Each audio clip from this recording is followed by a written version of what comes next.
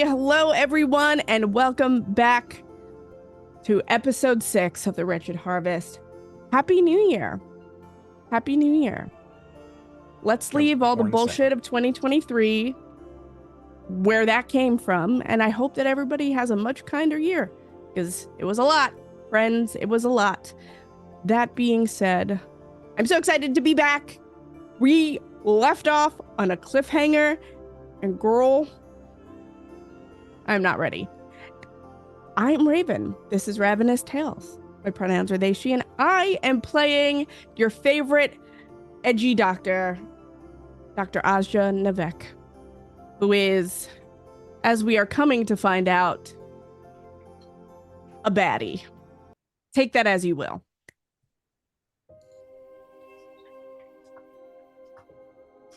Jay, that's that you. Just me? Yeah, you're okay. Good. Hey, my name is Jay. I go by Swole Initiative on the interwebs. My pronouns are he, him, and I am, as always, your invading dungeon master and now slayer of player characters. You can find me streaming on the Swole Initiative network most of the week when I'm not here. And yeah, that's kind of me. That's what I do. I'm next. What's up? My name is Austin. My pronouns are he, they, she. You can find me everywhere on the internet as Hills Austin. That Sailor, SCT Austin. I'm an award-winning game writer, designer, performer, and friend. I'm also a podcaster. Find my podcast on Maximum Fun Podcast or wherever you get your podcasts. Joy. Austin, thank you. I'm Joy, Sensitive Joy around the internet. It's Sensitive Joy on Twitter, because someone stole my name. I am playing Olga Mars. Her pronouns are she, her. My personal pronouns, she, her, any, also work. When I'm not doing this, I am a content creator on the internet doing Magic the Gathering, TTRPGs, and horror variety content. Our DM is a slayer of player characters, and I may or may not be, or might have been, one of those. We will have to wait for the recap and what's to come in this episode. Thanks a lot, DM. Hi, I'm Diction, he, him. I'm playing Ches, also he, him. And you can find me at Diction on Twitch. I stream all sorts of games and ghost videos and stuff like that. And yeah, that's it. I'm short and sweet. Also, don't forget to check out our production crew. I'm probably misspelling shit. I'll get them. Whatever. Don't worry about it, okay? Check out Damien. Damien does a lot of really cool things. And make sure that all of this runs smoothly. And check out our artists, too. There are two. One who did the overlay, one who animated the overlay and did all the character art. Check them out. Okay, now I'm officially done. Thank you.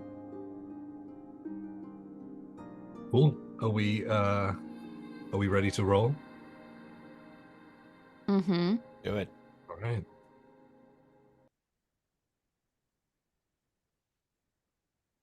So, last time on the Wretched Harvest. Split party again.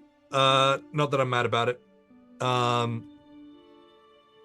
Olga and Deimos were at the abode of Dr. Anders after having those doors locked behind them to discover that it wasn't nefarious, maybe,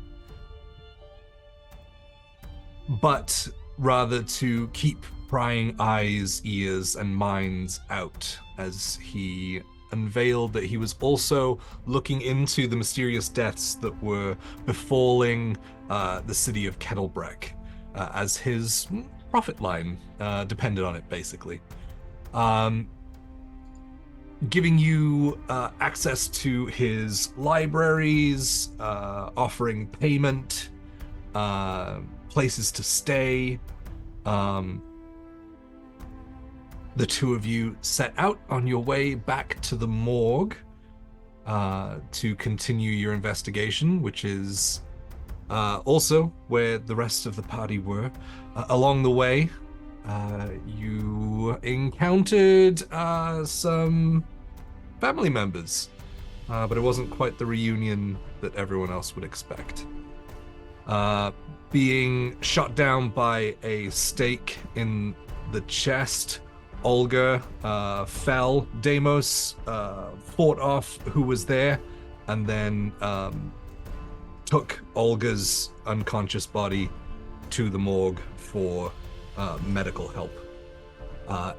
Everyone else had left the docks and headed over to the morgue. Coming across the not so wise front desk clerk, they managed to talk their way through a series of bad dice rolls on my part into into the morgue, where you met a moon elf very briefly, as it was just after that Deimos ran into the room carrying the body of Olga. You all did your healing. Olga is safe for now. We are all in the morgue room itself. The cold air biting at you. The drawers of bodies over to one side. 2 examination tables lay out, one with a body with a sheet over it, the tag toe. What would you like to do? I cannot stress enough that Deimos is just like. Let me see. Let me see. Let's roll a dice about it. I like rolling dice about things. Deimos is having a respectful cry near Olga, not over Olga. I'm like leaning against where Olga got sat down, looking away, having a dissociative out-of-body cry moment. So that is Deimos's current action and bonus action. The good thing they're all free. Crying is free. I think as Azja watches Deimos move from in front of her over to Olga after she has stabilized both of them, that coldness that lingered almost seems to dissipate, and Azja just kind of nods, not really one for emotion or crying, and just looks back over to the drawer that she closed and begins to move towards it, but she pauses briefly about 3/4 of the way there to look over her shoulder just to make sure that they are both stable. Before nodding, like pleased with her work. We could call it fully her work. And lets that be as she approaches and goes to open that door again. What's Ches doing in this moment? He's kind of twiddling his thumbs, not exactly comfortable in morgues, and also kind of a little bit rattled by just like the disturbance of Olga and Deimos coming in. But curiously kind of wandering around the room and looking at things and poking at them.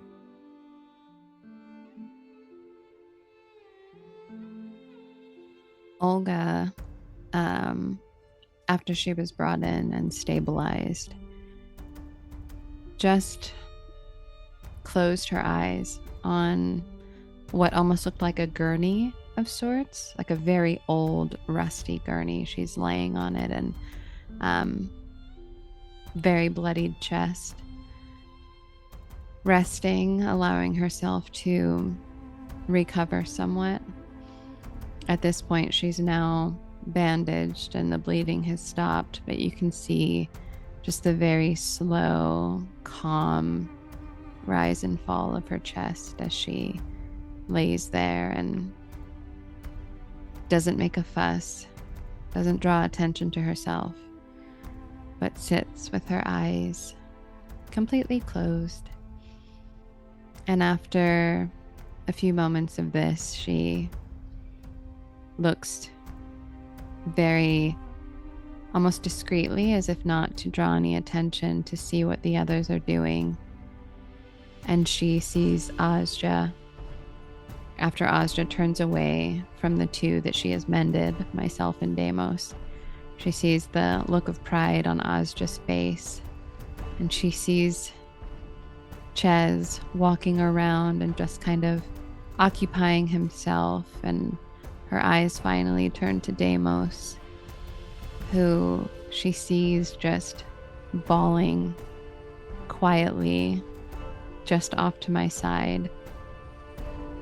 And Olga's head turns back and is just laying, looking up at the ceiling, and she closes her eyes and lets out a single tear as she tries to just not be noticed, but have a moment on her own.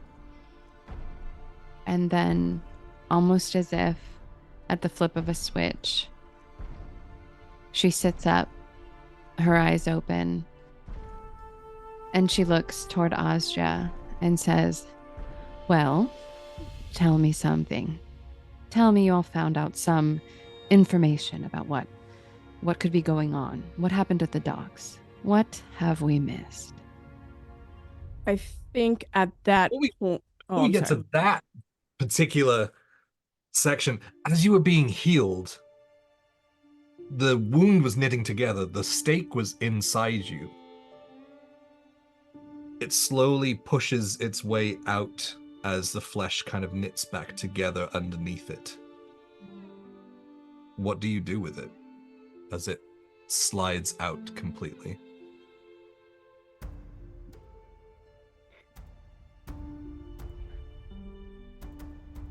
And everyone else would likely see this. She was completely unconscious, lying down with it sticking out sort of a few inches. Olga feels the piece protruding from her chest and grips it as it slowly pushes itself out of her. And it almost looks to them as if I pulled it out on my own, but instead it is pushing itself out of me. And I hold it in my hand and I look at it. And I turn my head to Deimos and I say, "Deimos, come here." Yes. And I hold my other hand out and I reach for Deimos' hand. And Deimos sees that I am beckoning her hand, and I take it and I turn and I put the stake in Deimos' hand. And I say, "And you will drive this into his heart. Do you understand?" Yes. And Olga says it in a voice that's very low. A whisper, even though she knows they hear, but a whisper so that the other in the room understand they are not invited to that conversation. The whisper is very intentional to Deimos. For his heart only. I'm sorry. But I'll make it up to you. And then Olga sits up and looks to Ozja. Deimos, as you look down at the stake, this is... It's not like whittled from a branch. This is almost to the level of being machined and this beautiful, smooth wood with this perfectly sharp tip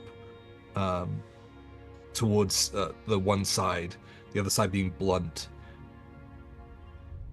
Pretty much 3/4 of it stained with any blood that was absorbed into the stake itself. But on the what would be like hilt, you see a monogram that, if you spend a few minutes looking at it, you can make out EVH. Okay, I take it for now. I think I make note of that, but in the time it would take Deimos to look at that and make note of it in her brain as a question as like, who was that? I think at some point he said cousin out loud.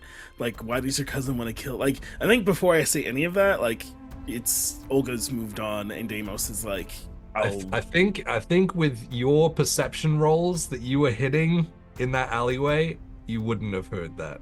Okay, then yeah, I have no idea who he is. Like, it's for his heart, and I'm like, well, I gotta figure who EVH. Okay, that's him. Like, but it is all like a blur right now. I'm not in like question mode.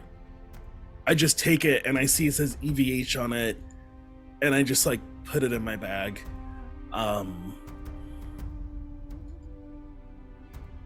Okay. And I put it right. I think I'm gonna go over the Ches, but Olga is talking right now. Mm-hmm. Yeah. So the question is asked to Aja. Aja doesn't necessarily ignore Olga, but there is an obvious curiosity as Aja's her hand presses up against this door before her fingers kind of trace over the handle and she opens it.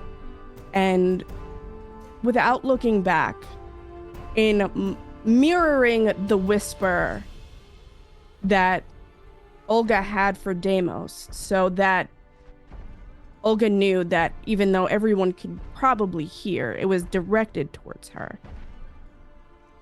I'm about to find out. I was about to talk with this corpse, I suppose, before you and Deimos came. So I will have answers, hopefully in a moment. And I kind of slide that tray out, paying no attention to like the moon elf who is asking obvious questions that none of us have answered at this point. And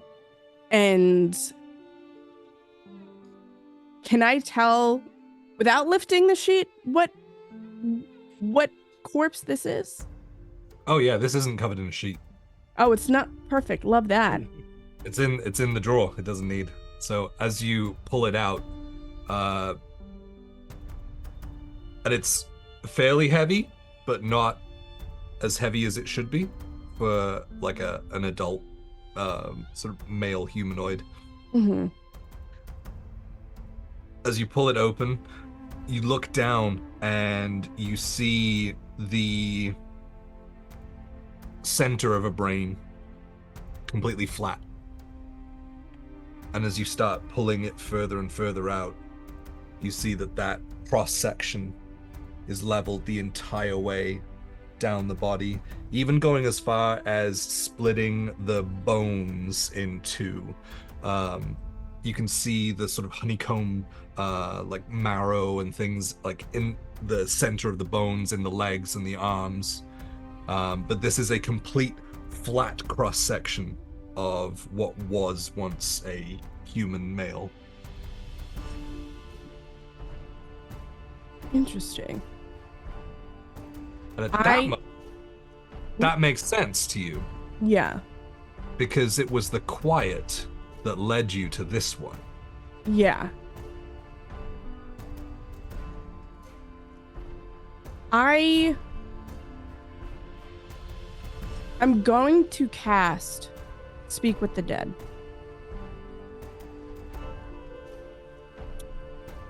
With this one?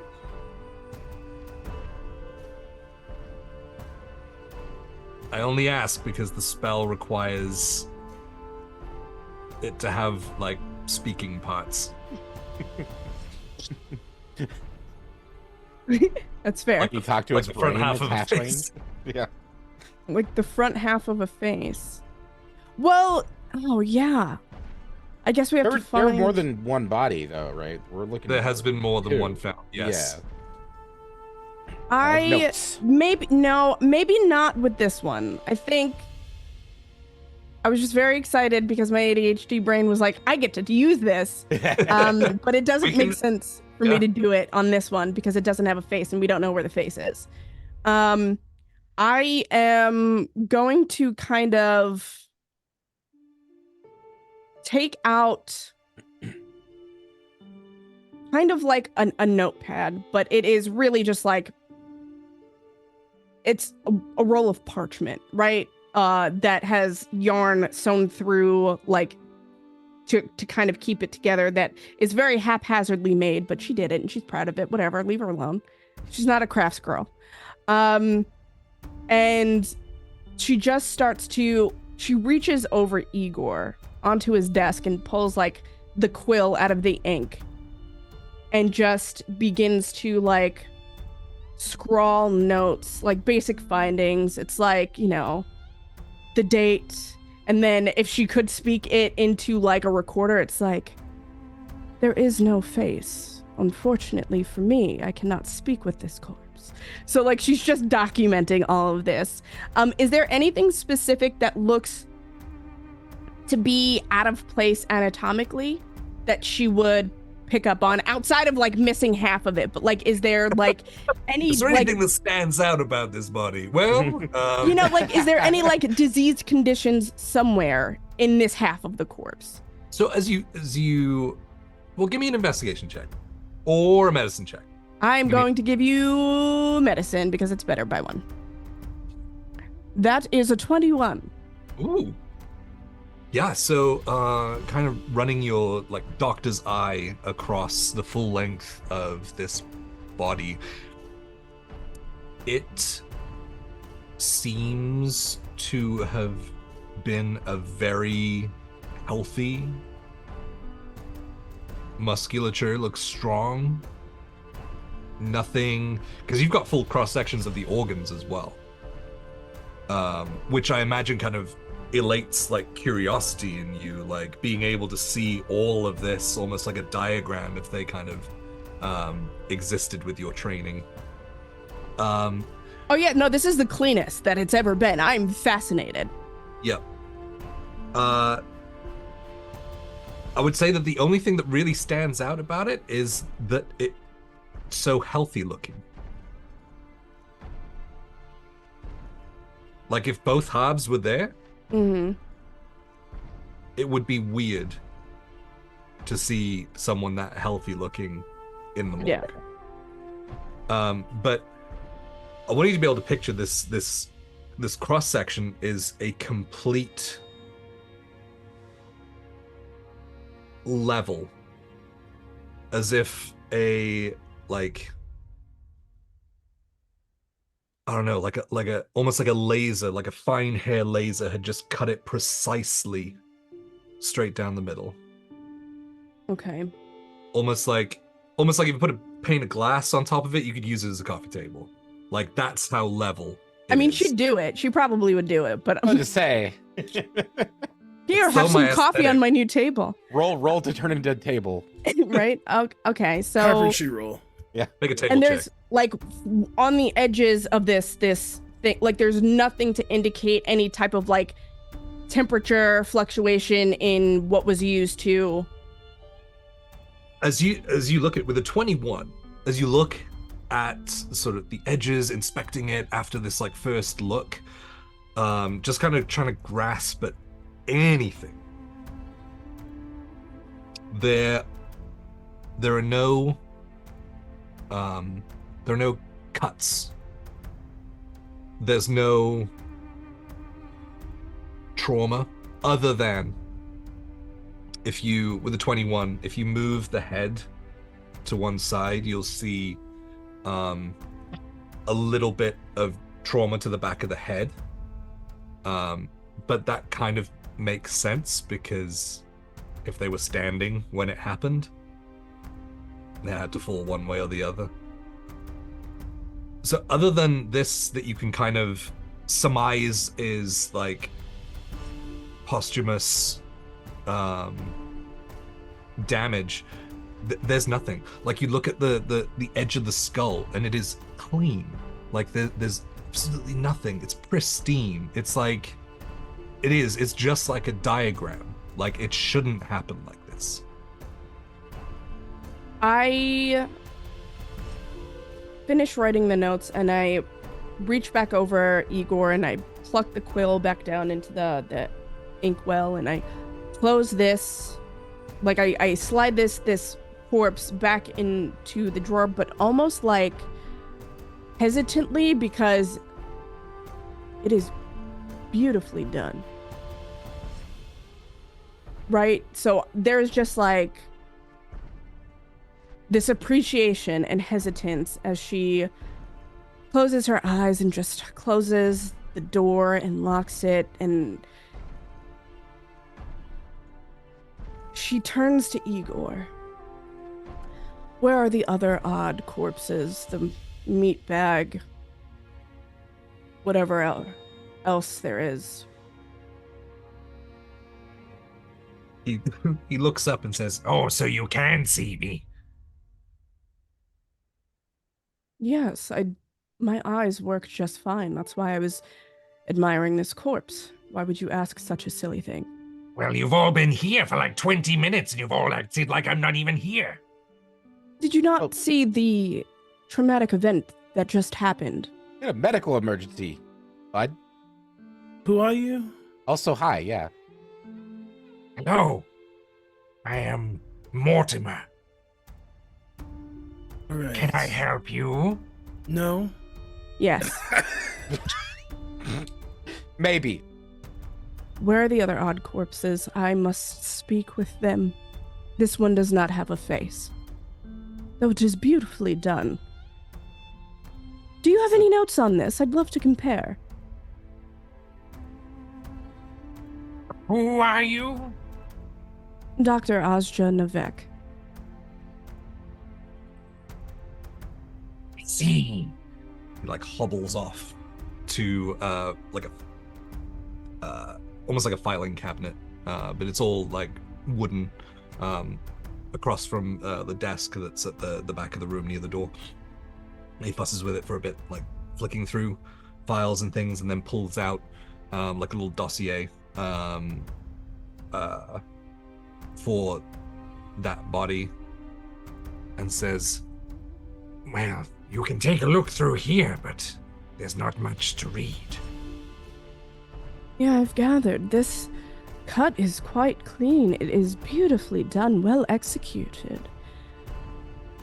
Nary a thing out of place. The organs, the tissues, the bones. This was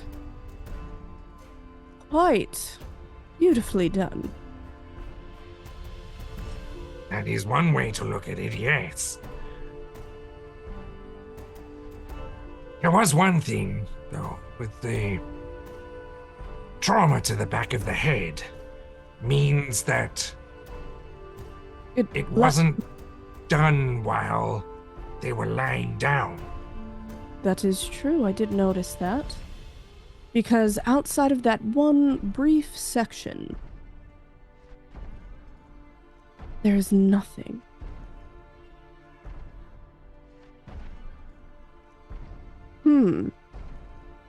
Do you know, or have you heard anything about perhaps where the front end of that corpse is? I'd like to see if maybe there's anything under the nails. It has not been found. Curious.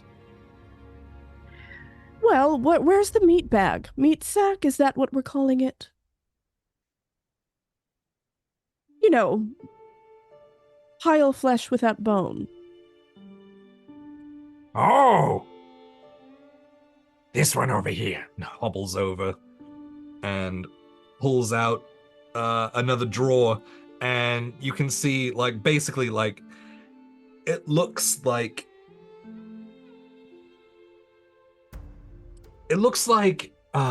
if you would deflate a human being. There's no structure there. The only structure that you can see is the skin kind of forming around the organs in the body. You can see that in the head, like, the brain has, like, fallen forwards and kind of gives this, like, almost, like, strange, like, helmet look to it as it curves over itself. Like, you can see the form of the brain underneath the face. And some of the other organs are kind of in the wrong place. But carrying on your medicine check from earlier, like, you would surmise that would probably happen with transporting a, like, formless body. Quite intriguing. Thank you, Mortimer. Do you have any notes on this as well? I'd love to compare. Oh, That yes. and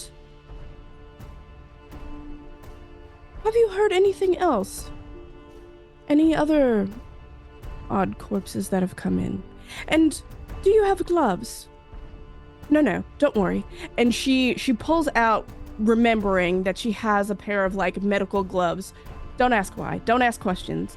And she carefully, like, slips them over her claws and down her hands as she tries to, like, kind of reposition this thing as if it was molding clay, and, like, trying to at least, like, get the face to a point where it's not necessarily stretched cleanly over this weird hump of a brain, but it's not being suffocated by it.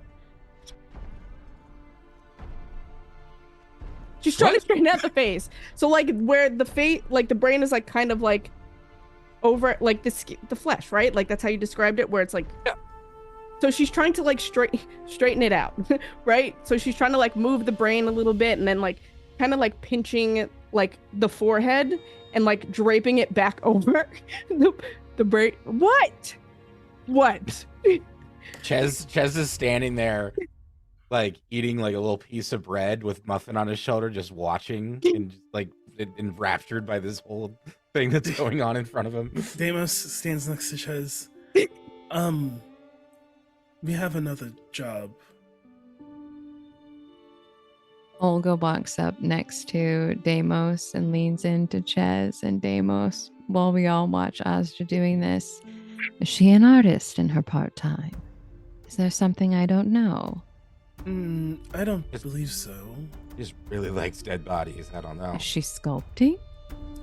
Sort of. I was catching Ches up on, we sort of work for somebody now. Yeah. Well, we mustn't interrupt the artist while they're working. No, we'll tell her later, but, No, keep going. the Anders fellow we went to see is, offering us quite a lot, so, including a place to stay, if you need it. Place to stay? Yeah? Why would I want to move? Well, Ches, I do believe when we first met there was some discussion of needing to get you a bed. We might be able to just use this More gentleman. of a want than a need. I don't need a bed, you know? You Well, deserve a bed, Ches. You could sleep in a bed, is what we were saying, and also be paid. Yeah, well, I mean, the paid part, that's fine, but, like, bed, I could leave it or take it. I really Okay, don't care. Ches, you can sleep on the floor and we'll sleep in the bed, but we're all That going to the works. same Perfect. place. Perfect. Fantastic. And Olga turns rather, to see what Dr. Navek is doing with the meat sack's used to be face. Okay, so what you're trying to do Are you trying to prop the brain up like it should be sitting? Oh God, no, no. Although that would be funny. I'm kind of sad I'm not doing that. No, okay. So like, there's this fleshy pile, right? And like it is literally laid out. It's laid out, but you still see like the organs and stuff, and like the brain, and like I would assume that because the brain's kind of like hunched over, it's kind of pinched part of the face underneath it. No, it's already been like spread out, like laid out, like that's how it was inspected. Oh, well, Examined. let's just pretend like Ajja is trying to do it again. Better this time. Can't leave a man to do a woman's job. Can Mort so she's behind you and you have like a scene from Ghost. Yeah, absolutely.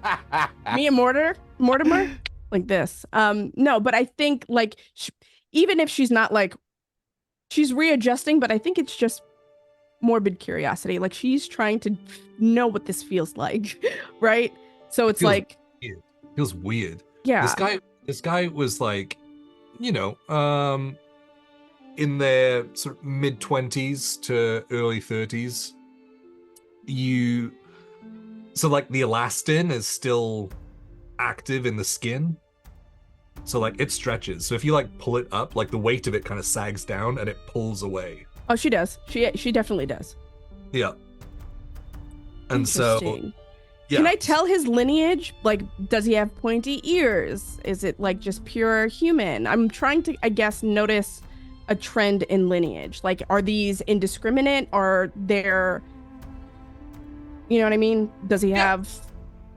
Yeah. No, the ears do have a point to them, but they're not fully elven. So I can surmise possibly half elven. That would be a fair guess. Okay. I'm going to, at this point, use Speak with the Dead. Okay.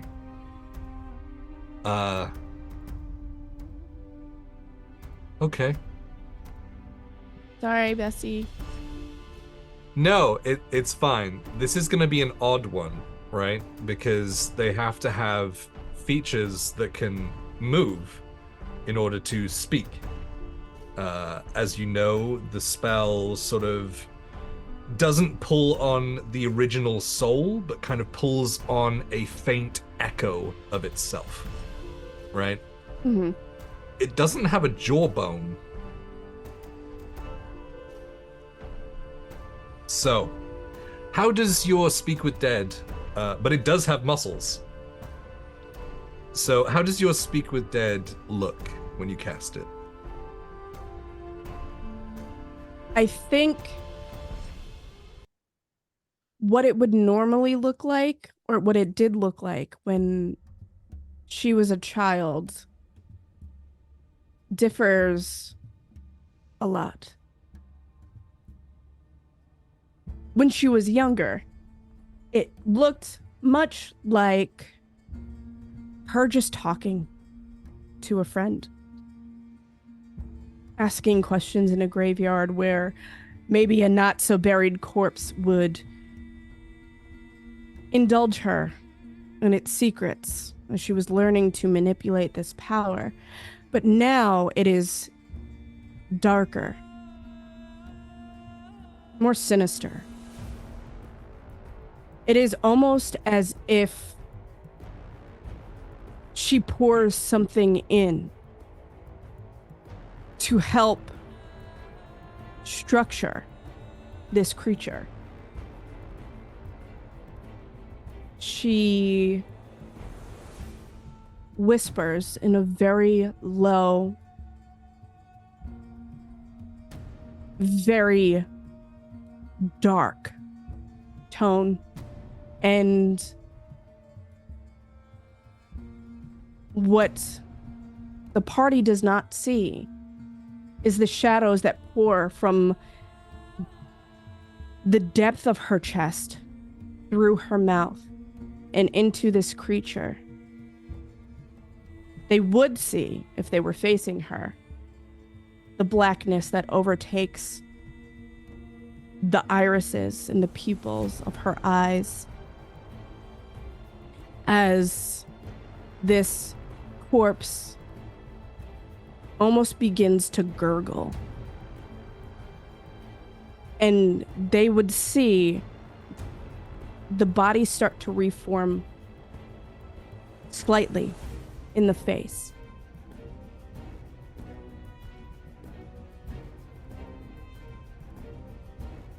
And she smiles as the air around her begins to freeze. Crystals lining the table and the door. And even the frilled edges of her jacket.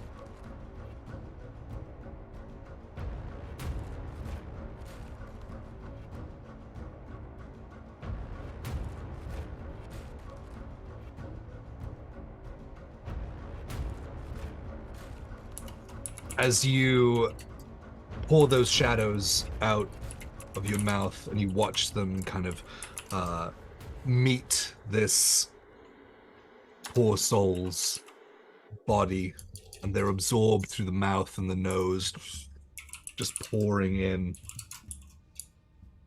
You watch as that face does start to structure slightly, as you watch like all of the individual muscles like in the around the jaw, like up around the temple and things like where that would be, start to twitch and contract, and that starts to give a little bit of form as you watch the lips start to move around, and you hear this almost death rattled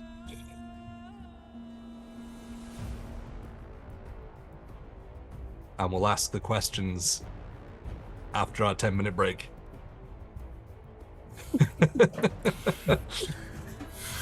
All right, friends. Gosh, that was a lot. I will never live that down.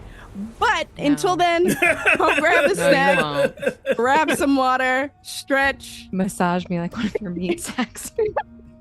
I'm losing my mind. Say that to your crush tonight so they know it's real. Send it to your crush tonight. Send it to your crush tonight.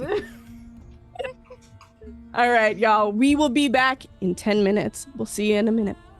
Or 10. Bye. All right.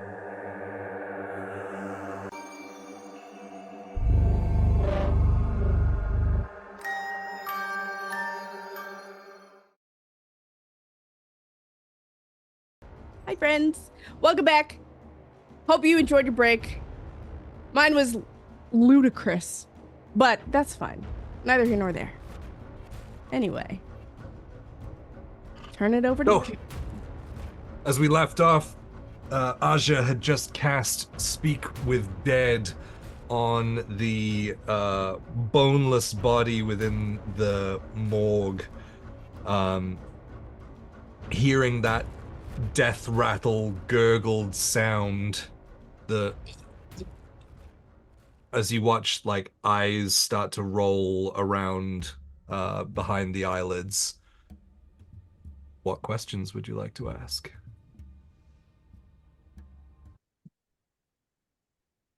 The first one that I'm going to ask as I kind of attune myself to this person. It's a real shame being left like this, isn't it?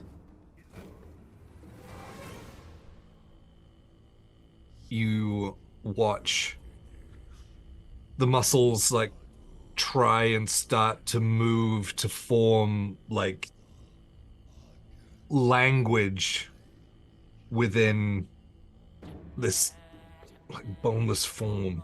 And you see it struggle, and almost as if like when people have severe allergic reactions and their tongue is very swollen and they struggle to get the words out. It's almost like that, as you get a Yes. Of course it is, darling. Such a shame. Tell me,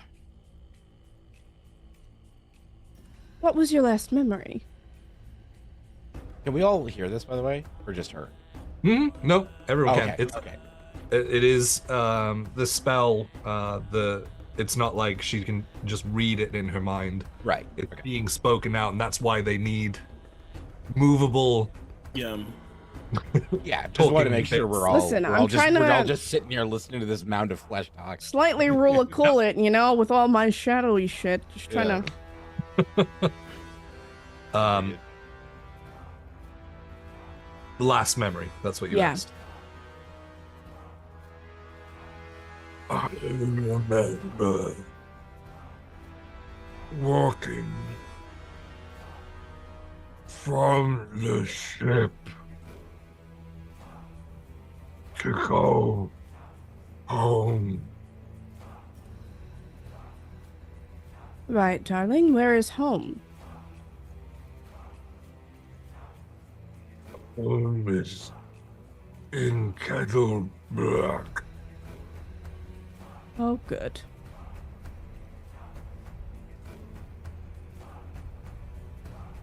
I'm writing him. Well, that was useless. Huh. She takes a minute and she kind of just pauses. And the air almost seems to somehow become more frigid as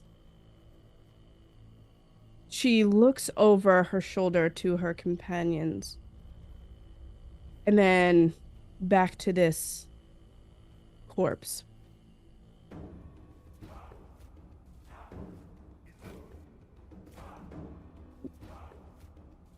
Were there any strange people you encountered the week prior to your demise?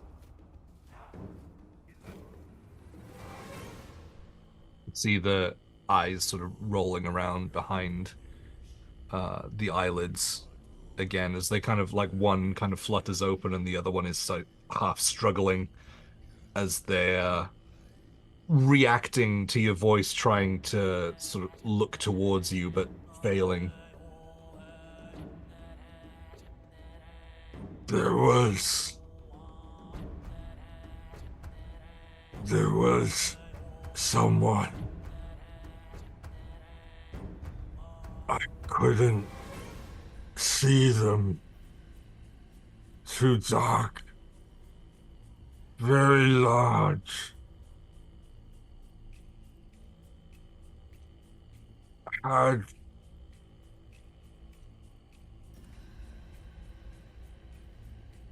You can see the sort of the struggle with trying to get these words out. He takes a couple of runs at this word and says, the range.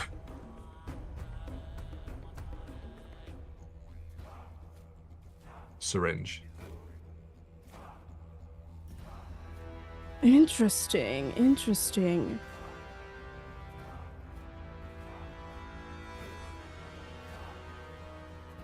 Was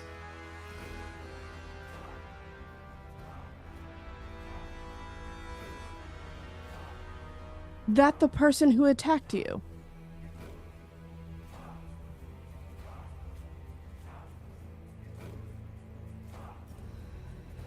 I'm gonna ask you, like as DM, what are we asking? Are you asking like when he died?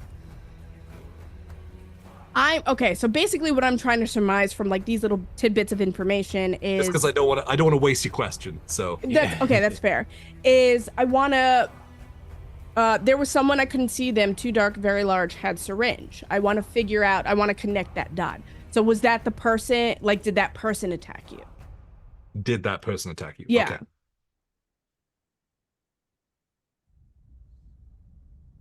Didn't attack, but stuck me with the syringe. That's 5, right? And then at that point, before like he dwindles, she places a hand on this where the head would be, the brain, and like almost forces more shadow in to kind of correct his eyes to look at her, if possible. I'll allow that. You've done well. Rest. You see the eyes sort of fix on you and then flutter a little bit as they roll back. The jaw goes slack once more. All of the muscles relax. You watch as even the lungs in the chest deflate back down.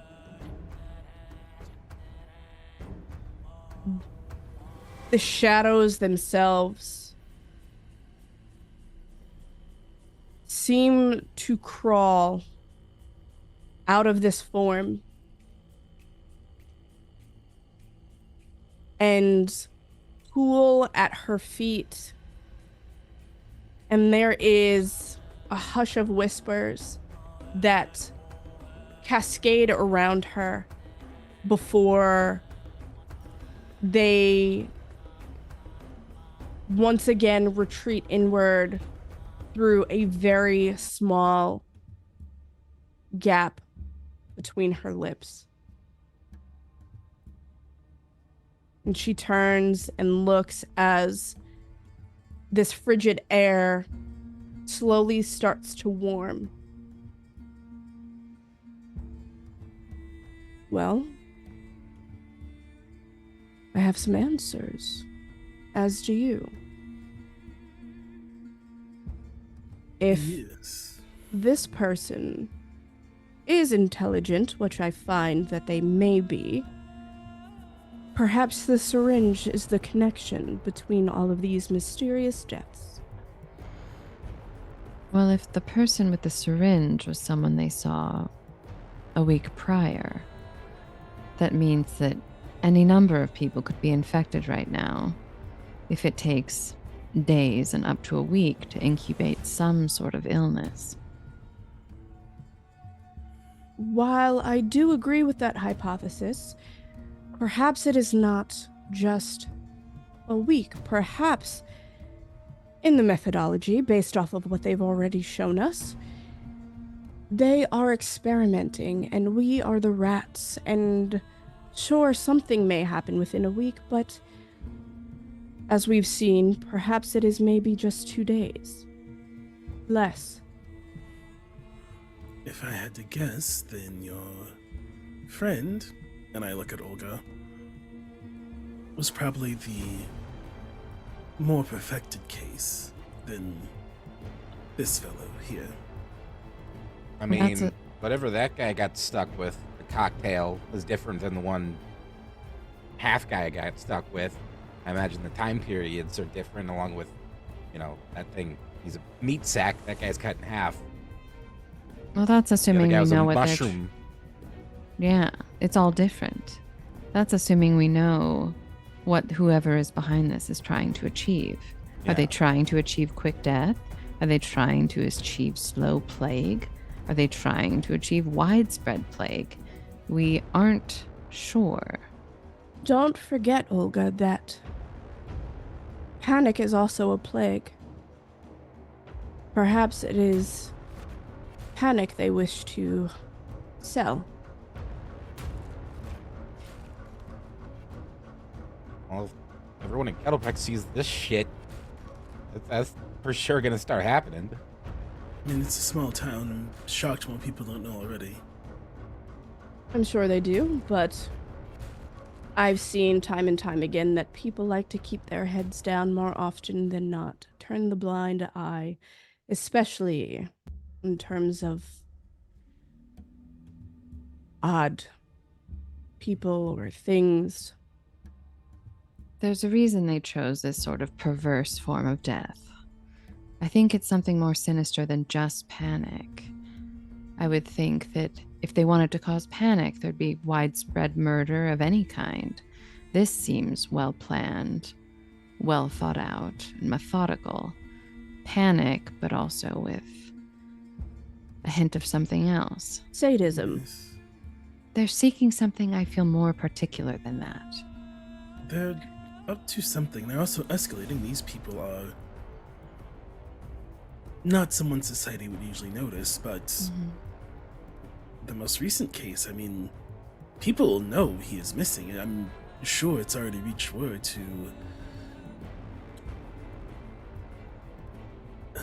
more established places. One would think. Well, Ches, you're good at finding information. True. Have you not heard of odd strangers in the dark? More odd than usual. I mean, this is a whole other level of what the fuck not for me. I mean, I can ask around, but I don't know. It was pretty vague. Just a large guy with no details. I mean, I need more to go off of that. I turned to the morgue worker, Mortimer. Yes. I need to know. What I need to know is, are there any other strange bodies here, or have there been any in the last month or so? What about the Ken doll guy? Flat neck, headless, skin over the neck. Right. Miasa's like, what do you mean, Ken doll? No, we established that Ken dolls exist in this universe last time I talked about this. It's okay. It's canon. Was that at the same time that we established that there were taxi cabs? Possibly. we're not talking about that. It wasn't me. It was last week's Olga. 2 weeks. 2 weeks Totally ago. It different was Olga. 2023 Olga. Yeah. Yeah, ask if there's been anything else weird in the last month. Let's go back further. Before these guys, right? Yeah. Yes, the first one was the man with the marionette strings attached. Oh, my. Marionette strings. Yes. Interesting. Okay. And then? You Then haven't there was the headless one. Right. And now these. Yes. I also have a mushroom man at my establishment. Sorry. That's insensitive. Oh, oh, I was talking to her. oh. I've moved on. He's really upset that we have one more fucked up body for him to put in his morgue. How far apart have these been? Is it the same week, same day? These two have been within the same week, but the other ones have been 1 to 2 weeks apart. It's So getting they're faster. escalating. Yeah. 3 in a couple of weeks. So we could assume there'll be another mushroom creature probably in the next day or two. Or who knows what. They're all different. They're all weird and messed up and crazy. True. It could be worse than a mushroom creature, you're right. For all we know, they could make a giant. I don't know. Mortimer, you seem to be a man of intellect. Yes. Perfect. Have you noticed any odd connection with the odd corpses that you've acquired?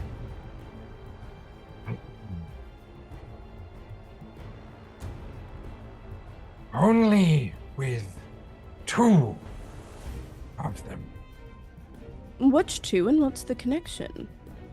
The boneless one and the one with the marionette strings. And their connection? both had puncture wounds in their upper arm.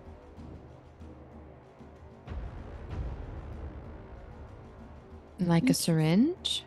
Or Yes. like teeth? Oh. But not the headless guy? No, although he had some missing parts. True. Okay. Looks like it poked in the head.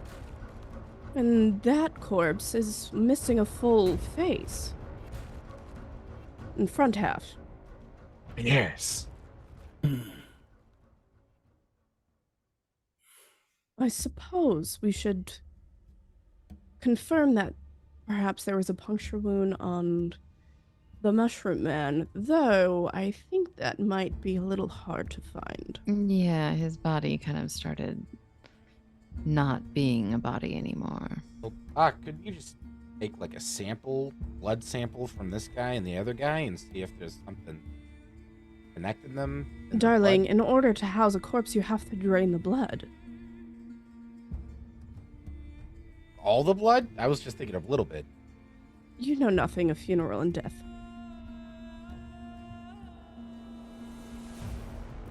Though,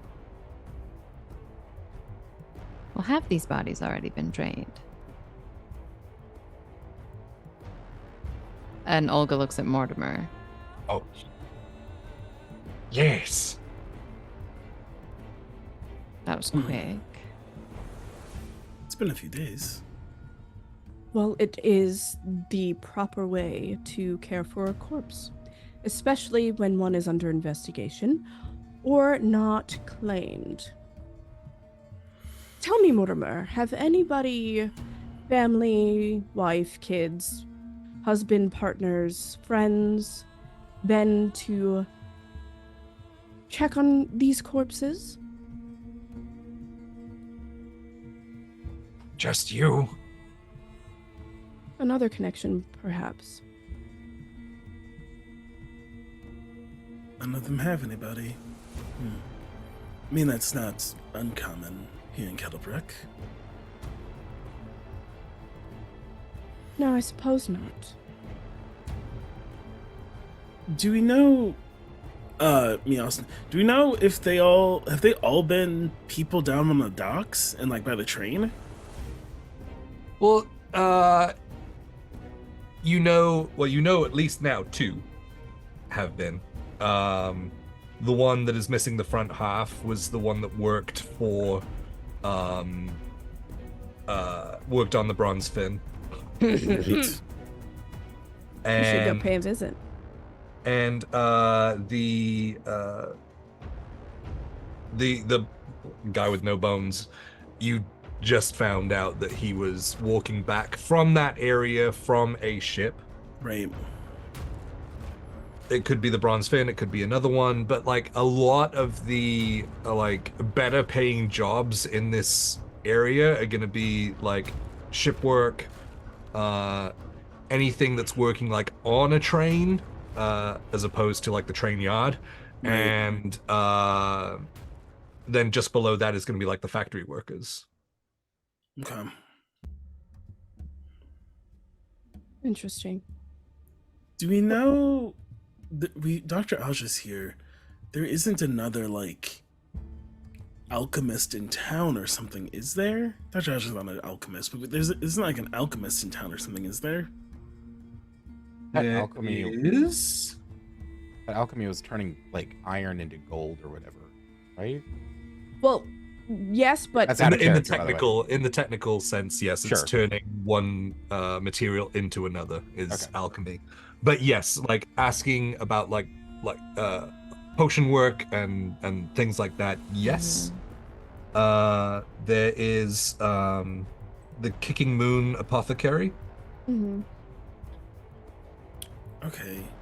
Question for you above table, since nobody else knows that I know that I identified what kind of mushroom it was. Yeah. I still think about that every single session. I am glad you do, Henny, because I keep that in my back pocket for moments like this. Do I know that this particular apothecary works with Death's Head mushroom? That's what it's called, right? Am I making that up? Death's Shade. Death Shade mushroom. Do I know that they work with it?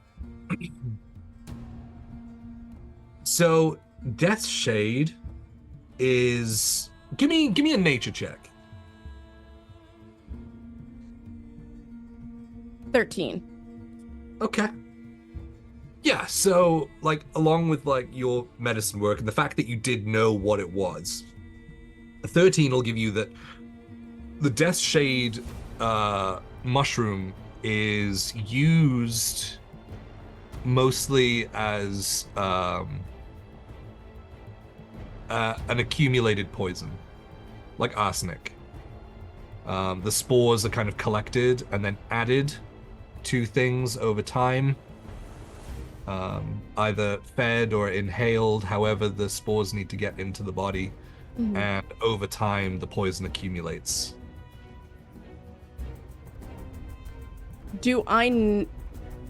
Ooh, here's a good question that I should have probably asked back in the first episode, but did not. Do I know that the reaction of this accumulated poison is the result of Sylvester? No. So that's not the typical reaction. It very much is just like a silent death. It generally leads to like as the body starts to shut down, and it goes into like a seizure, but then just dies. Okay. And this particular apothecary doesn't work with it. You would hope not. Would I hope not? Being a legit apothecary, you would hope that they have no need to work with it unless possibly for some kind of antidote. Okay. But realistically, you know that the antidote is just to stop taking it because it has to happen over a long period of time. And I don't know of like a seedy back alley place that handles it. This is where Olga would come in and ask, as Olga deals in... Well, this is above table. So no, I'm not, I know. okay. I'm saying, would Olga know? Like, out of character, I'm asking, as Olga deals in things you shouldn't deal, would she have any awareness of somebody dealing in those things?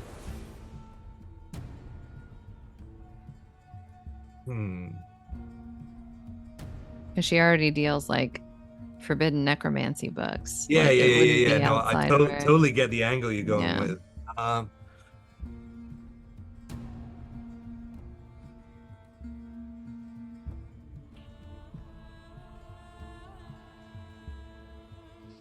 I would say yes. Okay. Would she know when this alchemy shop gets brought up, this apothecary? Mhm. Would it ring any bells for her as someone she has supplied anything to? Anything outside of the ordinary? No. But Kicking Moon, like, gets your gears turning, Mm-hmm.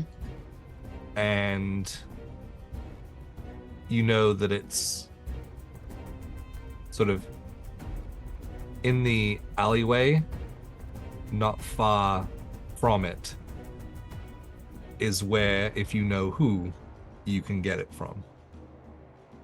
The Death Shade. Do I know that?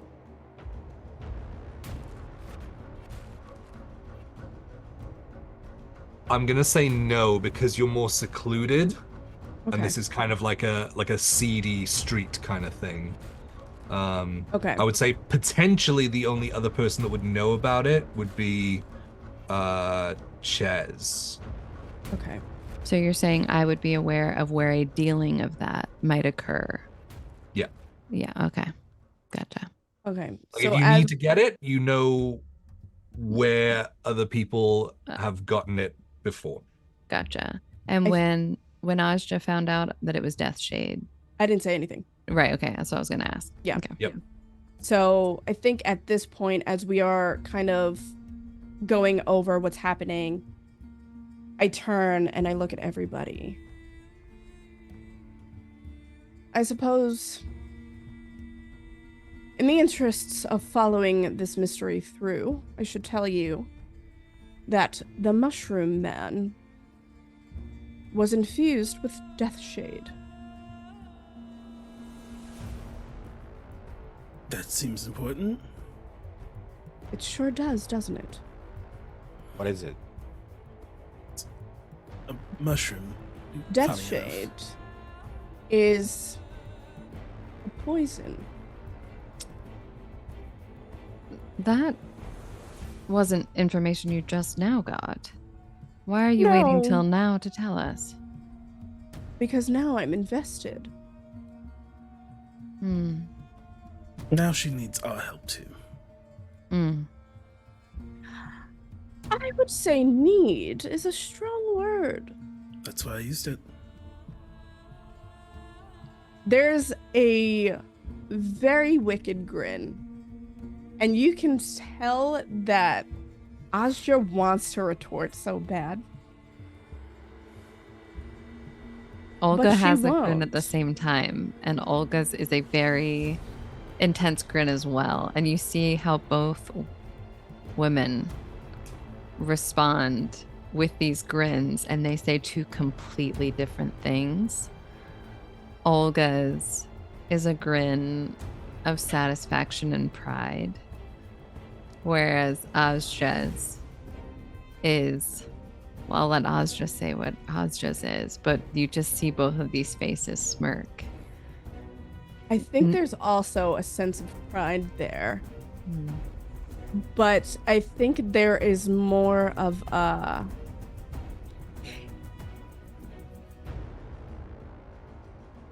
I don't know, it's kind of childish. It's very like Maleficent when she is retorting with something that is, it's a burn, right? Mhm.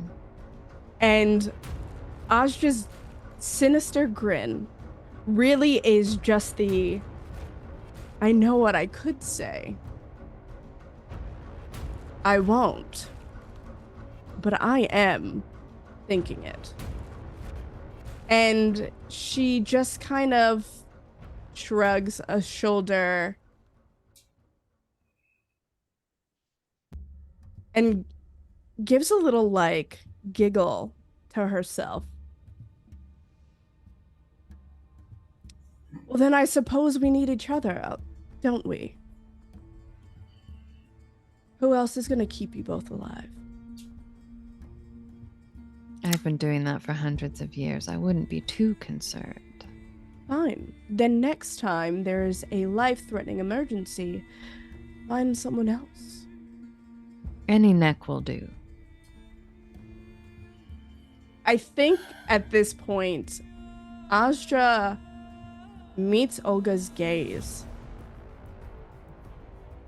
But there's a almost playfulness. There is a, not necessarily a power struggle, but it is when an immovable object meets an unstoppable force. And it is electric. Mhm. And Asja just bows her head respectfully.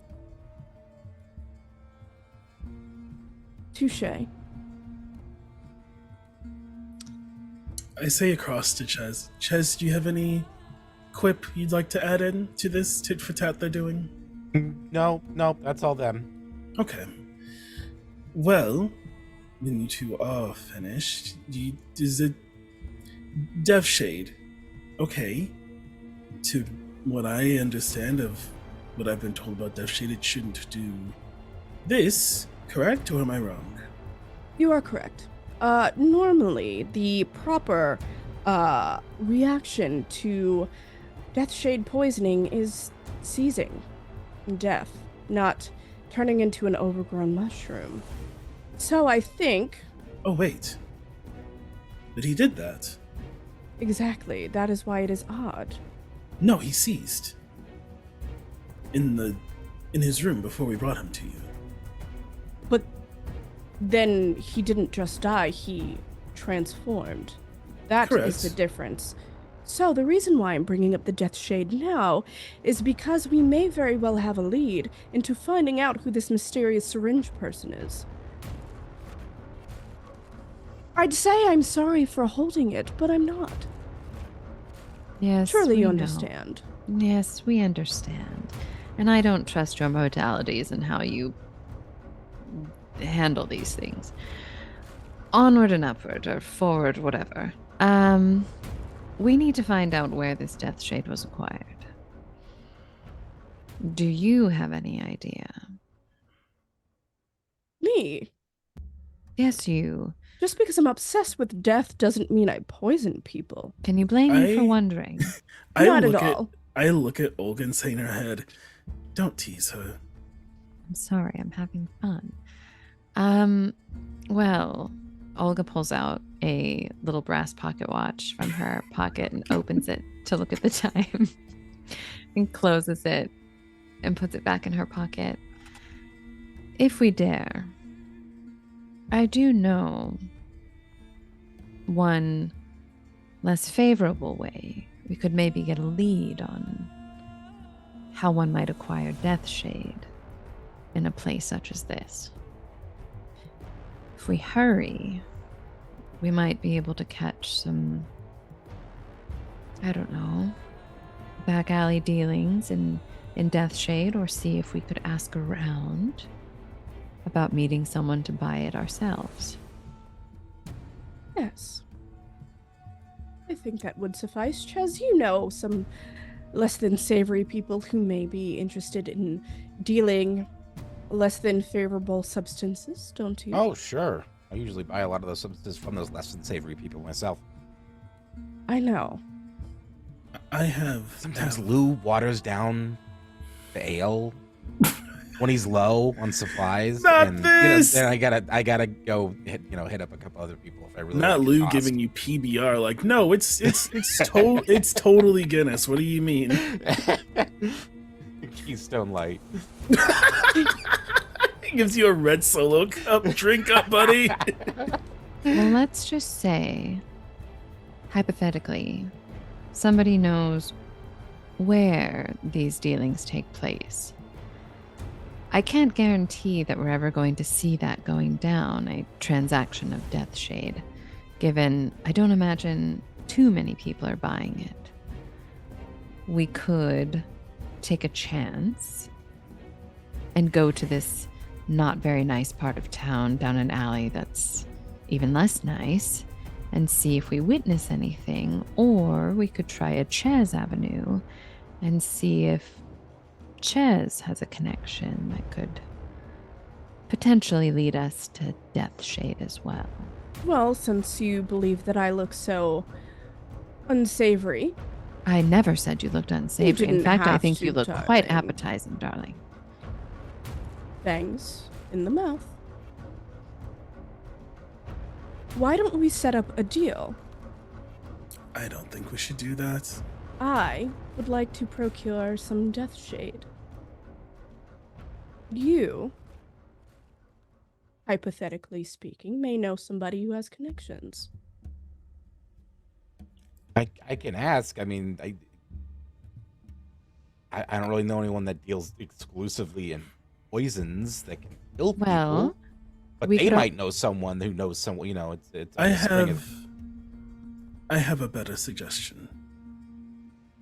That doesn't end with one of us getting into a less than favorable position. These sorts of people don't enjoy being hung out to dry, as it were. If Yeah, you want I a got deal- priors. I can't be put up on point right now. Here's what I suggest. We've recently come under the employ of Dr. Anders. I am almost certain that can get us a meeting with one of these people. Because I'm almost certain that some of them work for Dr. Anders themselves already. Ah, yes. Delightful. Anders. Another You know what? Seems that speaking with the dead has made me tired, so I shall not continue that sentence, but I suppose I will go along for the journey. So, Deimos, you believe we should go to Anders instead of trying to handle this ourselves? I believe we go to this hypothetical location that I've definitely never taken you to before. And we let them know that we're on business for Anders. I see. That's fine by me. There's another very wicked grin that slithers across Asja's lips. Now that is an idea, Deimos. Thank you. I have them from time to time, but usually people are too busy with other matters. Yes, well. There's almost like a hesitation from Asja as she looks at Deimos.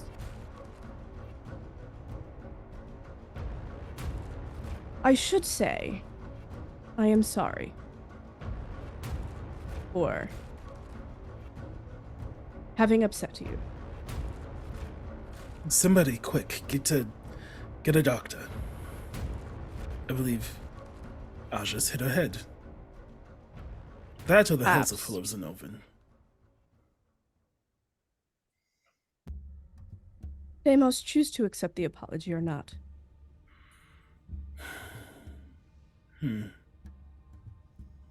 I'll sit in this moment in the in-between for one more moment. Delightful. Thank you. Yes, of course. Now that that's out of the way and things are slightly more awkward, shall we move into the shadows on behalf of Dr. Cornelius Anders? I don't see why not. Mortimer, thank you for your help. Yeah, while you guys have been talking, Mortimer actually went over to Ches and started like, So, do you do this often in other morgues, or is this your first one? First morgue, but I mean, I'm new to the detective, game, but so far it's been going pretty good. By the way, thanks for letting Doc, mold the meat bag over there so we could talk to it. I really appreciate it. Oh, you're welcome. You should try it. You know what? I'm good. I think once was enough, but maybe next time. Who knows? We might see a couple more of these As long going as he's in. here, you should. Okay. It's so weird. You were. How long have you been working here?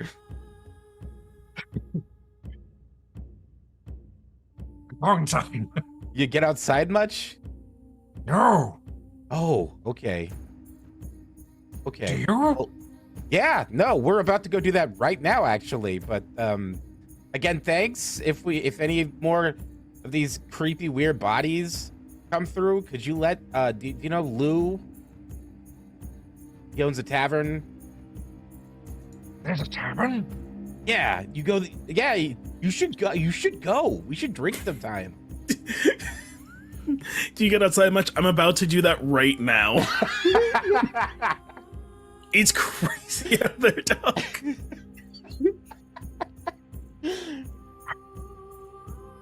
Maybe I will. But you should. It's super weird. Oh. Just get your hands in and move it around. Okay. Ches just walks over and just like very shakily dips his fingers into the meat bag, like those ASMR like slime videos. yeah, and it like, It's like, yeah, no, I see what you mean. Yeah, okay. there's like this wet sound as you like push down and the organs move like as you push down, and like the imprint of your hand like stays there as you move it away as it like slowly like fills back in again. No, this is riveting. Yeah. Well, we got to bounce. Real keen of you to let us, do our work here. Hopefully we didn't put you out much. No, not at all. Hardly anyone comes in here. That's a shame. They should try the putty person thing. Right? You sell tickets to it, actually. Hold on. He goes to his desk and starts fiddling around with a couple of drawers and pulls out a tattered piece of card. Like the corners are all like dog-eared and things, but there's this beautiful like ornate filigree border around it, sort of in a like oval shape. And in the center is like a little bit of small print. If you take the time to read it, it's basically like a hall pass, basically, to come to the morgue. Awesome. So these are sort of given to family members and things at the front desk to be let in into the morgue to, view or identify things like that. Sure. Awesome. So Does you it should to come me? back. You're one of us? Okay. Come back soon. I mean, we very might well be doing that. There's a lot of dead people showing up. I've noticed. Yeah. Well, thanks for this. Don't work too late, okay? Get some sleep. You look a little tired. Okay, I only need 4 hours of meditation. Ooh, that's great. I need like 5 or 6, usually. I'll take you up on that drink one day. Absolutely, bud. Chiz. I do like a cool little card trick with the card, and it disappears in my hand. Then I start heading towards the door. I say Bye wait- now. I say waiting door for Ches. Ches, do you just make friends everywhere you go? Yeah, it's pretty great. Everyone likes me. No one hates me. Huh. That is its own kind of magic, I suppose. Good for you. You could Say- hear Asja roll her eyes. Can't say I have the same effect on people, but happy for you. Adding morgue hall pass on my inventory. I think as they kind of move through and start to leave,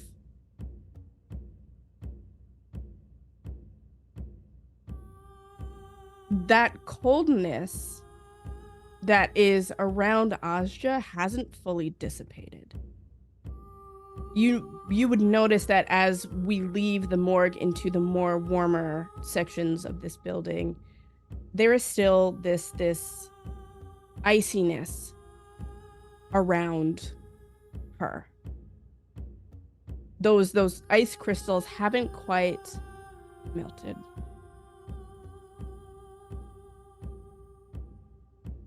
She's kind of lost in thought. And her eyes haven't fully recovered from having being taken over by this inky black. And she looks... I'm assuming that she's in front of everybody. She looks over her shoulder. So, where are we headed to exactly?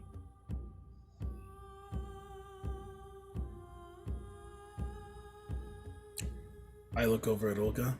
Well, are we gonna tell them or blindfold them? We can take them. We'll all walk together. No blindfolds are needed. In the event that anything should happen to any of us, it's important that we are able to identify where we've gone and how to get back. We all understand this is not a nice place to go, Correct. We understand there's a risk in going. Of course, there's a risk with any procedure. Pretty risky trying to get in here, so I'm game. I mean, we had some risk walking over here. I mean this in the most polite way. Dr. Aja, you were just very kind to me. Please consider your words before we're going. Yes, I suppose I'm not one for idle chatter. That is correct, and it is a skill, but we'll need some finesse and idle chatter for this one. Consider me your shadow. And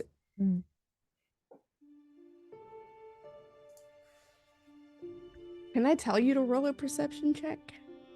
My passive is 20. Oh, Olga was about to say something anyway.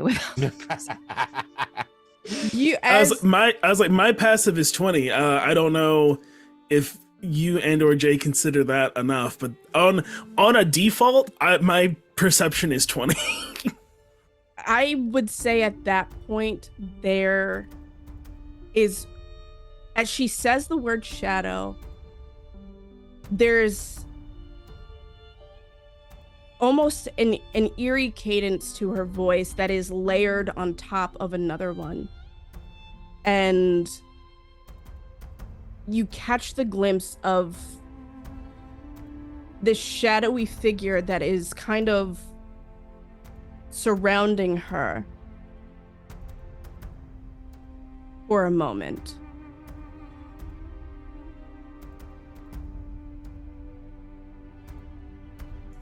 Okay. I'm adding that to my little Deimos note folder. I got note folders in everybody, don't worry. And if any, like, I suppose at this point, and we'll talk, Jay, I got something for you. But at this point, like, just because of everything that has transpired in the last however long since we've been in that morgue and being so close to death, it is a little bit harder for her to hide everything. What everything is, who knows? Yes, good. Well, Olga, lead the way, darling.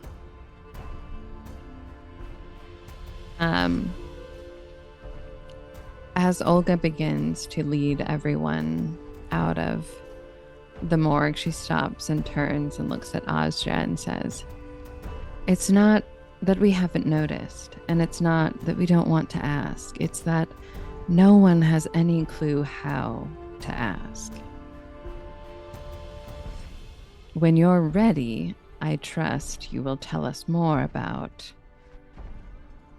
you and however many there are that exist within you." She smiles, and there's a deep masculine cackle. Oh, for a I've moment. spoken to that one before. But it's not coming from her. Mm-hmm. It is, but it's not her. Mm-hmm. And she kind of just turns. And Olga proceeds through the doorway in front of her, out of the morgue. If Mortimer ever goes outside, he has a hell of a story for whatever friends and or family he has left.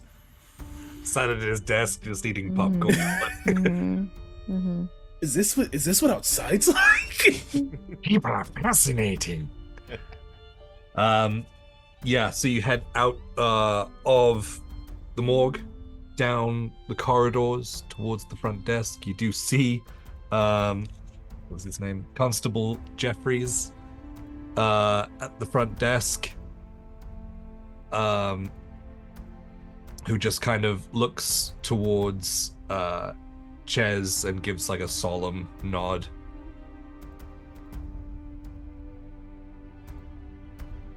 Thank you. And Thank you. so least I could do.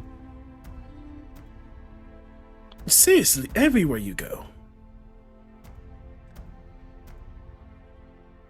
Goodness me. Not everywhere. I'm still here. And I'm- that's if not- all Asha says. She's just a little shady bitch right now as she like saunters behind Olga towards the actual entrance of this building. I would say, Chez, if anything, her still being here is more evidence to being a friend, frankly. Certainly not mine. Oh. Well. Give it time. I'm not sure it'll get there, but perhaps. I'll take it. I'll take that. It's not a no.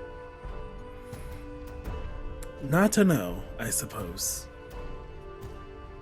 As you guys are walking towards the front door, the constable sees Olga and says, "Oh, I'm so glad you're feeling better.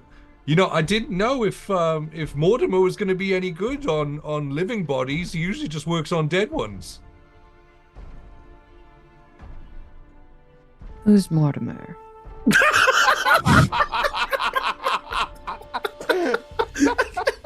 Holy shit. Olga with a mysterious face. Who the fuck are you talking about? The weird one with the eye.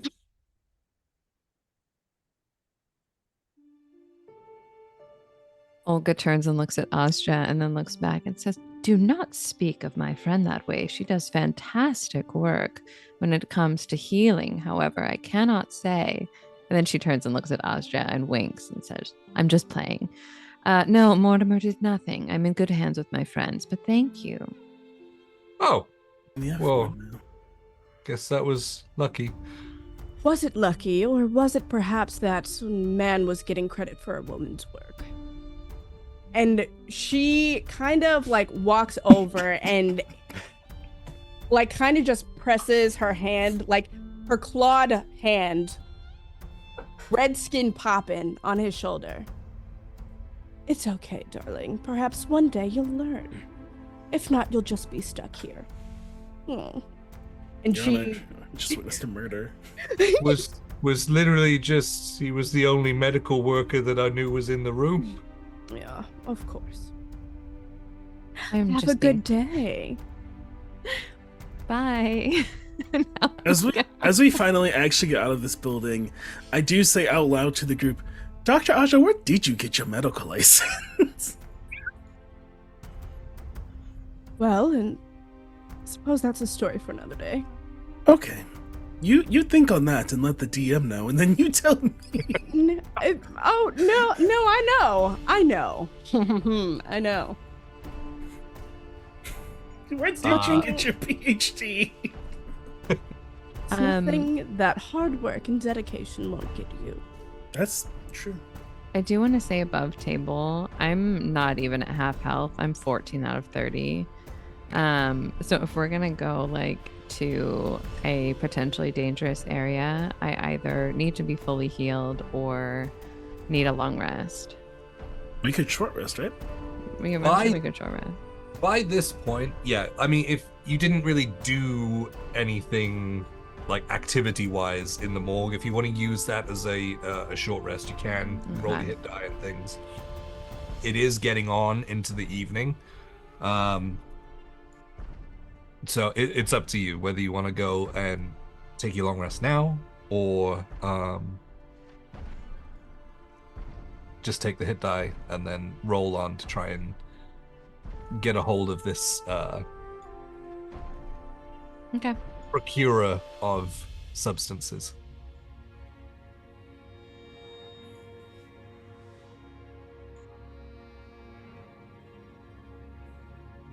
You know what? I'll make it easy. As we kind of step out into the open air, I think there's a point where there's a shock to Aj's system. And She stops for a moment.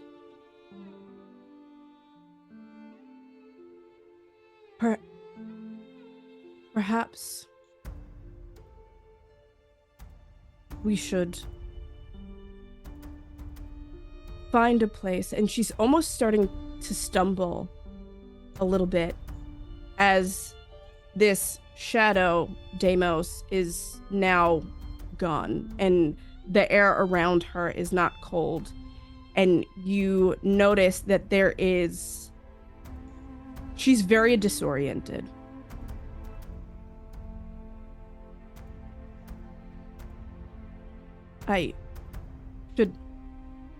Is there a bench near here somewhere? Or something?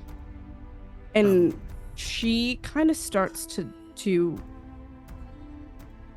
who's closest in proximity, do y'all think? If you're behind Olga, then I'm behind you. She stumbles into you.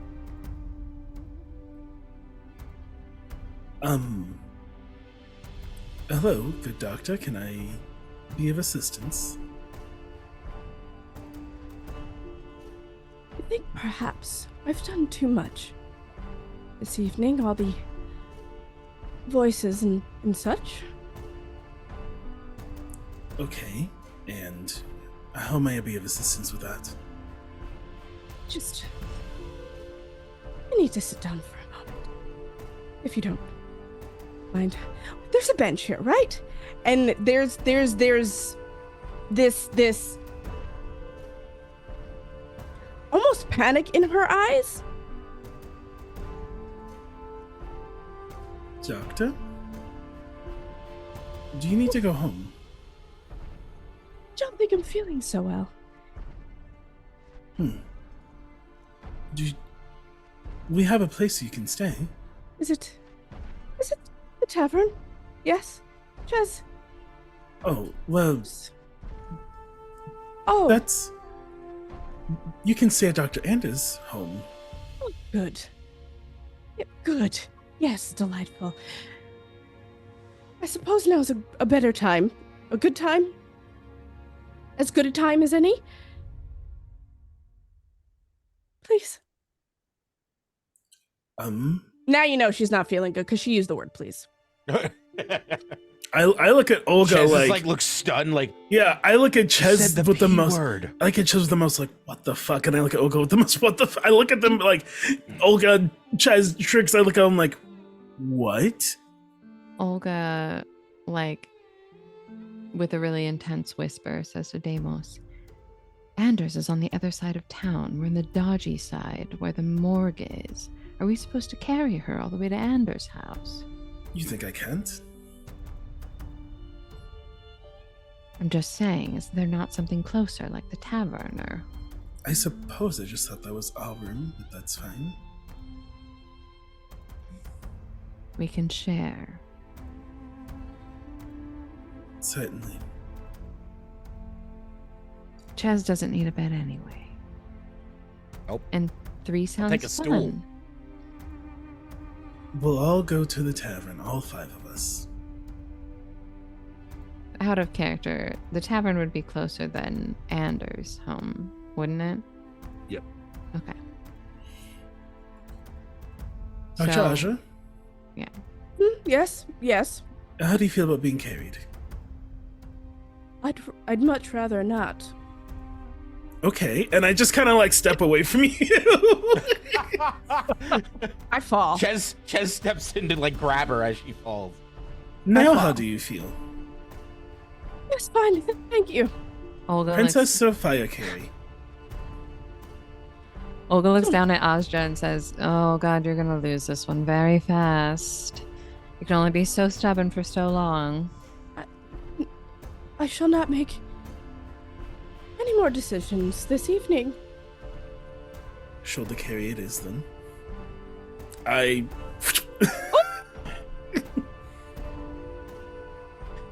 Let's go, everybody. I think, like, as you, like, pick her up and throw her over your shoulder, her tail just, like,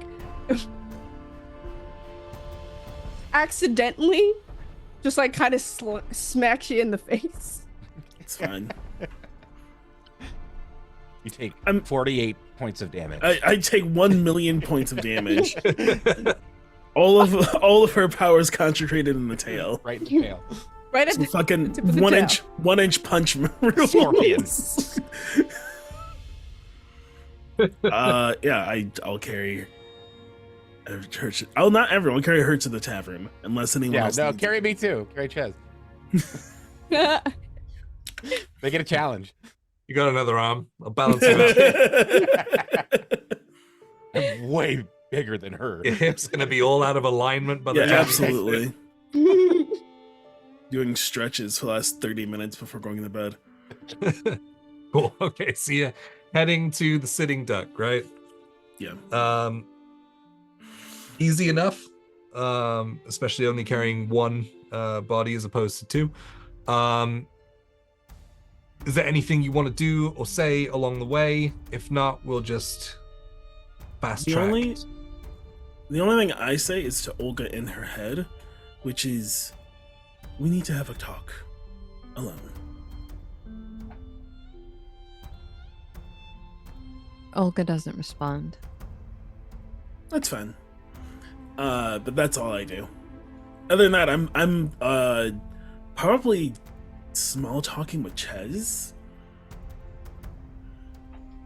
Olga is Put the walking. question mark on the end of that sentence. Yeah. Yeah.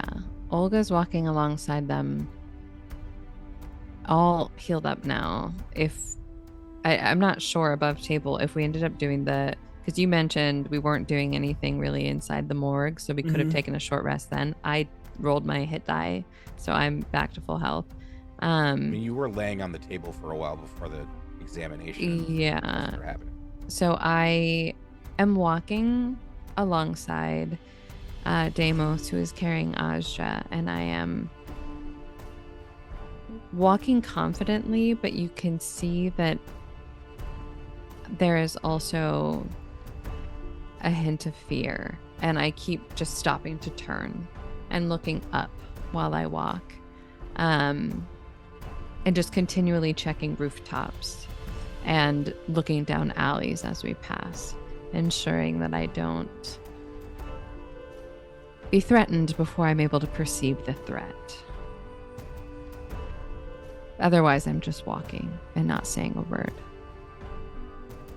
Yeah, I imagine like there's some kind of like rock that falls off of and hits the stone.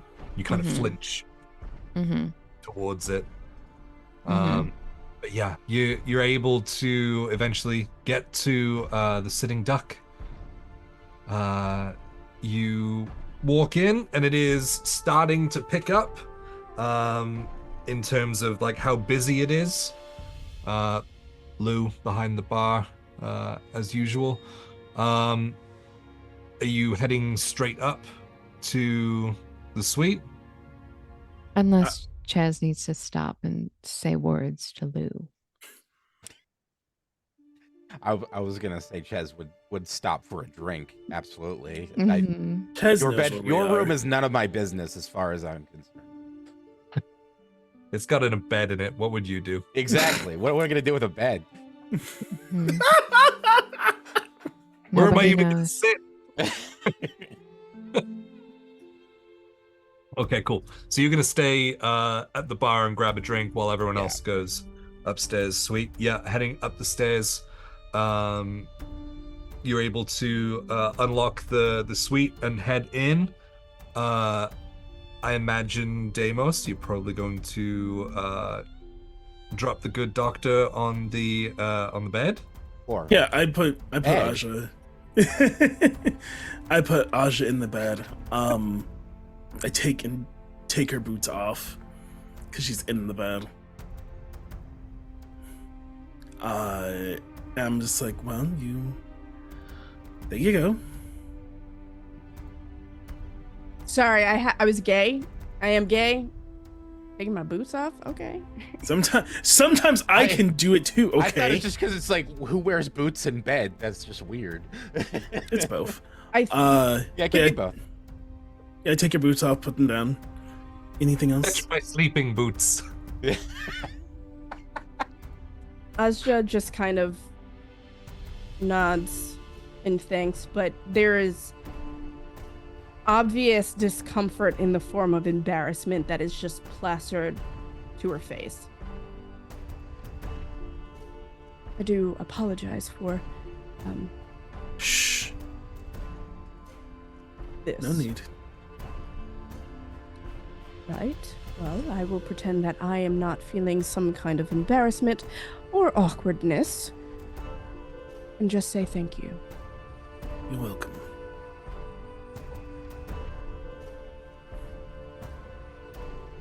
Right.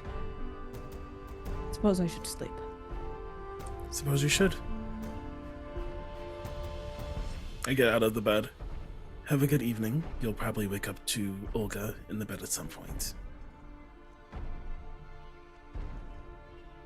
There's a moment of like panic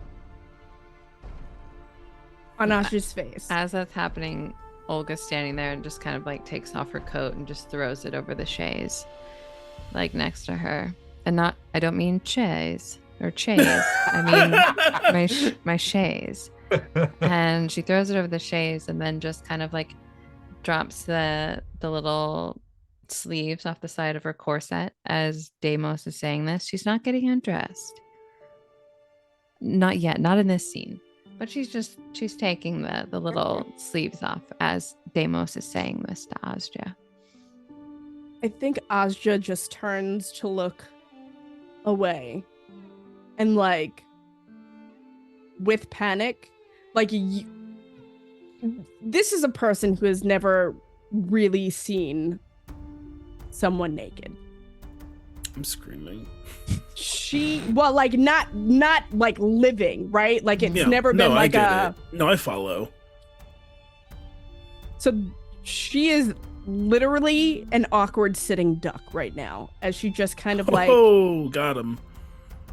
Turns over and is like, "Yes, well, good night. I hope you sleep well, and if needed, I will be more than happy to move from this location." You won't. And I get up. I get up and leave from your view because I go around to where Olga is. Olga turns and puts her hands on Deimos' shoulders,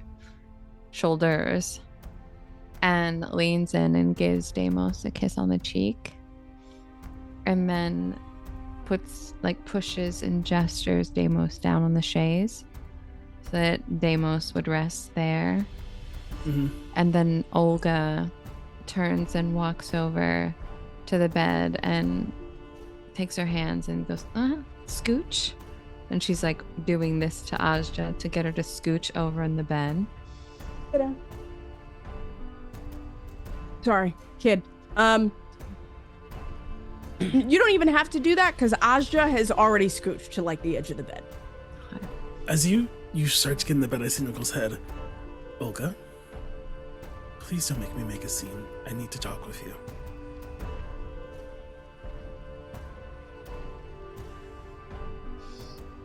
One word summary of the discussion that you need to have, and quick. One word. Who are they? That's more than one word. Why are you disobeying? One word.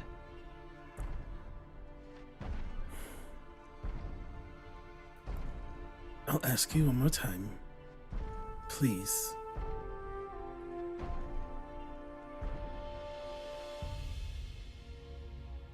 As this is happening, Olga is getting under the covers and she is pulling the blankets up and then leaning back to lay her head on the pillow.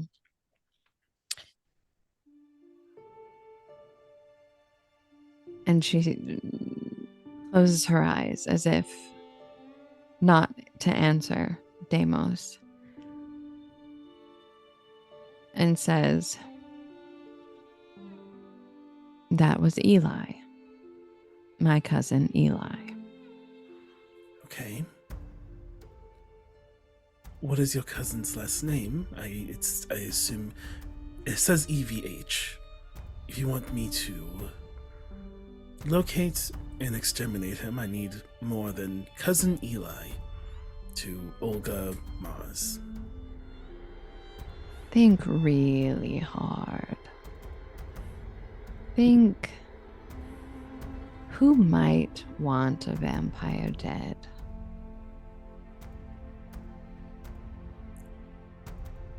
VH. I trust your first guess will lead you in the right direction. Why won't you tell me yourself, Olga? This is the second time I've had to save you from those people.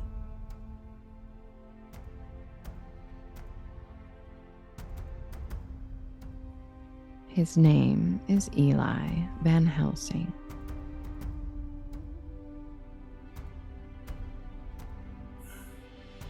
Are you happy now? Happy's a very funny word to ask me after a day like today. You told me that I would be the one to die first to be the heartbreaker, but so far since we have met, 2 times I have had to wash your blood off my hands.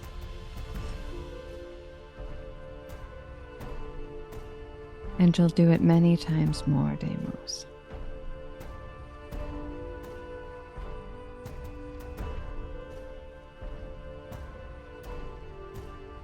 One day, Olga, I hope you can let me in and trust me. Have a good night. Olga lets out the teensiest little snore, like in her brain to Deimos. And Deimos hears it right after saying, have a good night. And just as Deimos thinks that Olga has fallen asleep on her, she says, good night. I love you very much.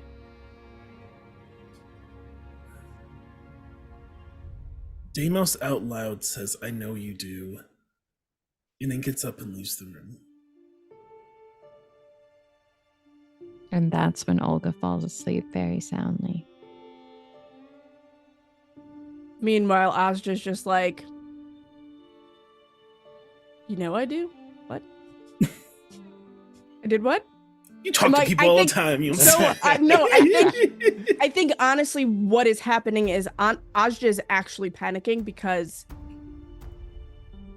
she thinks that Deimos is starting to discover her secrets.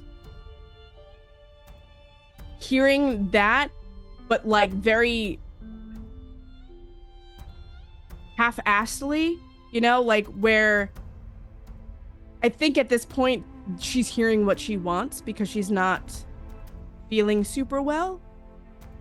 And there's a paranoia that kind of builds. So as the door closes, you just see Ozja's face like, shit.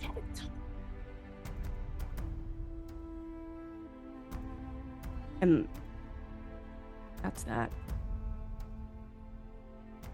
I go down to find Chez. That's what I do. Righty.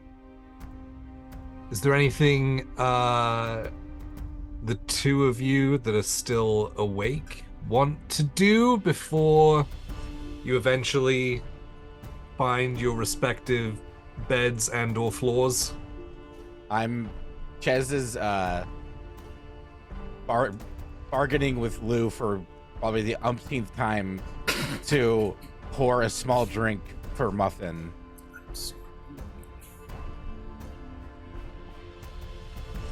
Chez, I've told you before, we're not doing this. Okay, he's not gonna get wasted or anything. He gets really ornery with me late at night after I've had a couple, and he's jealous. He starts like nibbling on my neck while I'm trying to sleep on my floor. Yeah.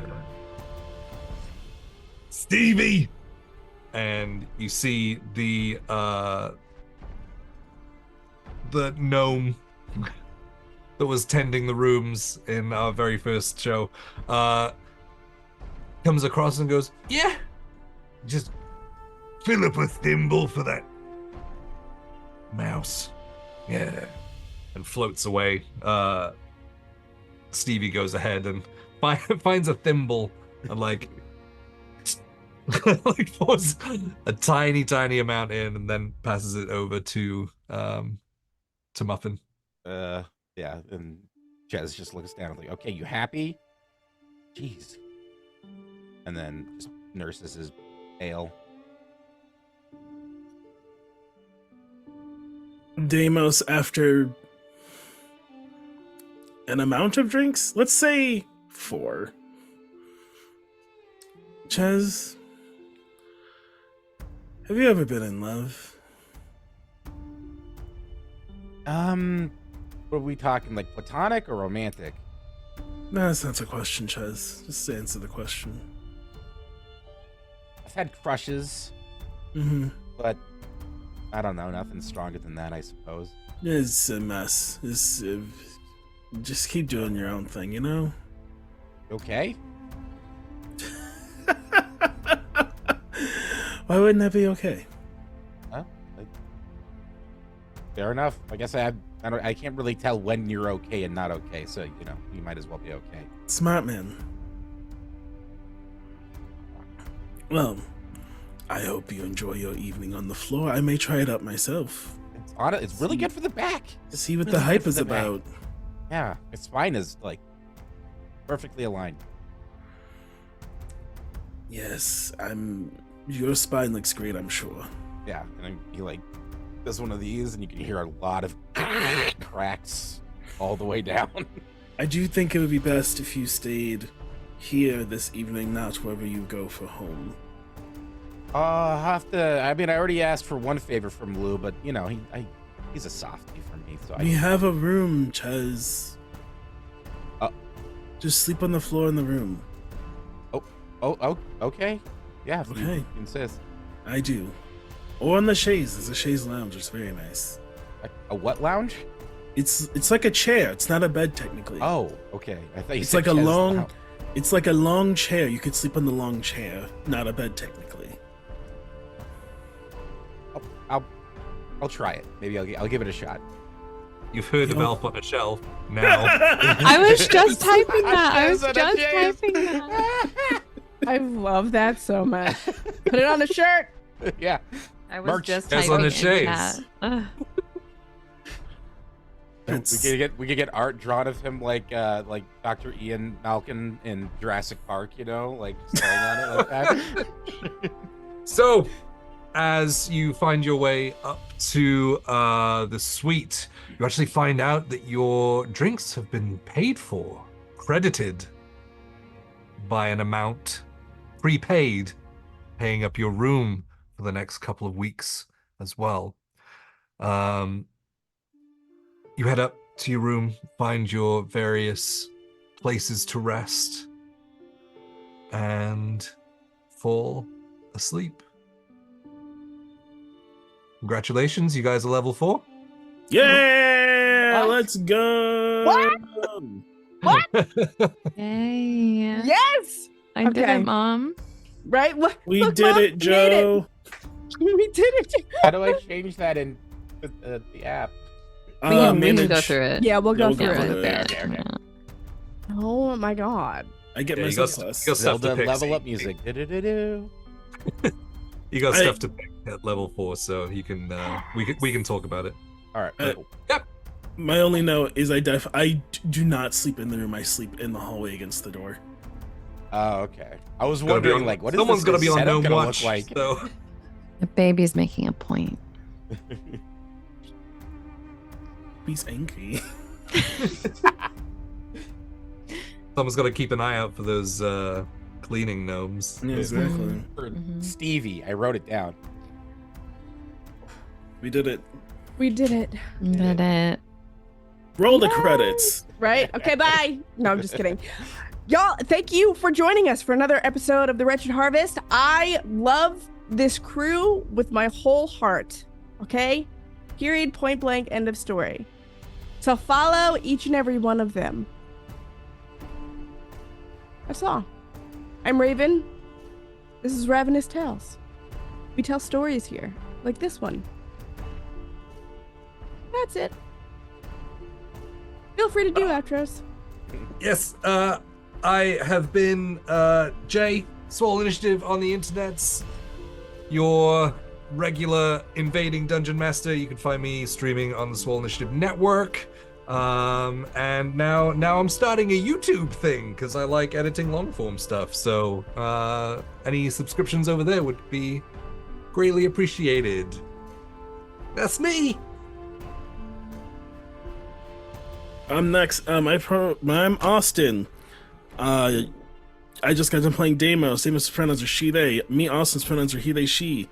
I'm an award-winning game writer, designer, performer, and friend. You can find me on the internet at Sales Constance, at Sailor, SCT Austin, or you can find me on my podcast weekly on Maximum Fun, Secret Histories, Nerd Mysteries, weekly on Max Fun, wherever you get your podcasts. Joy? Hello, I'm Joy, Sensitive Joy, around the internet. My pronouns she, her, any. I played Olga Mars tonight. You can find me on the internet mostly at Sensitive Joy. If not, good luck. You'll find me some way. And yeah, I am a variety broadcaster on Twitch, doing TTRPGs, horror, things like that. And also do Magic the Gathering content. So if you'll be at MagicCon Chicago, I'll see you there. I'm Diction. I was playing Ches, both he, him. You can find me at Diction on Twitch and Twitter, which I don't really use that much anymore. Diction Graham, if you want to see pictures of my cat and my frog, that's a pretty good place to go. Yeah, that's me. That's everybody. That's it, yeah. Okay, we did it. I'm not having an ADHD It was a moment of silence for Danny. It's fine. Yes, we do miss Danny this week. We miss Danny. Danny will hopefully be back next week. Or no, Danny's not going to be here next week. Oh no. Oh no, he's away. Yeah. So Trix, our beloved, is currently hanging out with Mortimer and Platypus the Platypus, and I'm sure that they are having a grand old time exchanging information and vials of blood. Who knows? But hopefully we will see you next week. Make sure you follow on Twitter. You can always join our Discord. That way you get updates to what's happening, and you get to talk shop with us and people who have fan theories, which I haven't seen many of, but that's okay because it's been the holiday season, besties. It's been a lot. So that being said, we will see you soon. Thank you so much for hanging out.